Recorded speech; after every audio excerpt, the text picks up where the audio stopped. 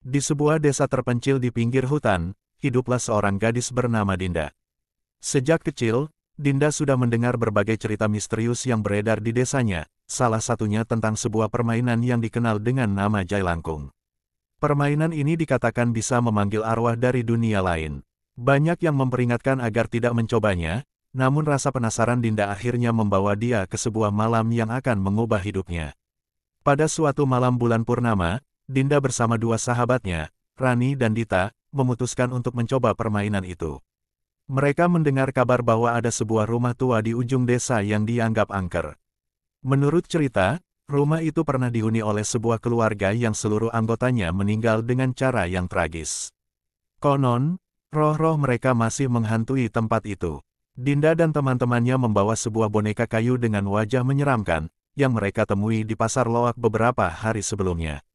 Mereka pun menuju rumah tua tersebut dengan hati berdebar-debar, mencoba untuk menyembunyikan rasa takut mereka di balik tawa dan obrolan ringan. Setelah memasuki rumah yang gelap dan berdebu, mereka menyiapkan boneka itu di tengah ruang tamu yang sudah lapuk. Rani yang memimpin permainan itu mulai membaca mantra-mantra yang dia dengar dari seorang teman yang pernah mencobanya. Jailangkung, aku panggil kamu, kata Rani dengan suara bergetar. Awalnya, tidak terjadi apa-apa. Mereka tertawa, merasa lega, dan mulai menganggap permainan ini hanyalah mitos belaka. Namun, tiba-tiba boneka itu mulai bergerak sendiri, bergoyang pelan, kemudian tiba-tiba terjatuh dari meja. Hati mereka mulai cemas, tapi Dinda merasa tidak ingin mundur. Ayo lanjutkan, ujarnya, mencoba menenangkan teman-temannya. Dita, yang sudah mulai ketakutan, menyarankan agar mereka berhenti, tapi Rani dengan yakin mengatakan bahwa mereka harus melanjutkan hingga permainan selesai. Siapa takut, ini cuma permainan, katanya. Tapi tak lama setelah itu, pintu rumah yang sebelumnya tertutup rapat tiba-tiba terbuka dengan keras, disertai suara langkah kaki yang berat, seolah ada seseorang yang berjalan di luar. Mereka terdiam, suasana menjadi sangat mencekam. Tiba-tiba, suara pelan terdengar, seperti bisikan, yang membuat bulu kuduk mereka merinding. Bawa pulang, suara itu terdengar sangat jelas di telinga Dinda, padahal Rani dan Dita tidak mendengarnya. Dinda menoleh ke teman-temannya, tapi mereka tidak menunjukkan reaksi yang sama. Seolah-olah, mereka tidak mendengar apa-apa. Namun, Dinda merasa ada sesuatu yang aneh dengan Rani. Mata Rani terlihat kosong, matanya melotot, dan senyumnya sangat lebar, tidak seperti biasanya. Aku ingin tetap di sini, kata Rani dengan suara yang terasa asing, bukan seperti suara aslinya.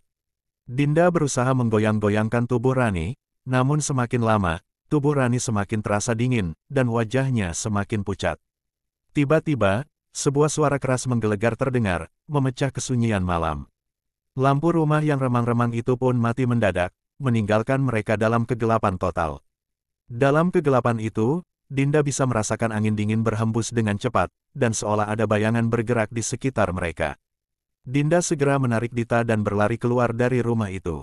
Namun, sebelum mereka bisa mencapai pintu, mereka mendengar suara tawa yang menyeramkan, suara yang datangnya entah dari mana.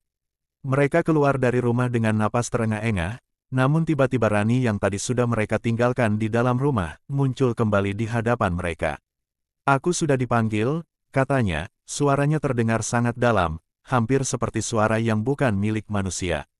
Dinda dan Dita lari tanpa menoleh lagi, dan malam itu mereka tidak kembali ke desa. Keesokan harinya, rumah itu ditemukan kosong, dengan pintu yang terbuka lebar.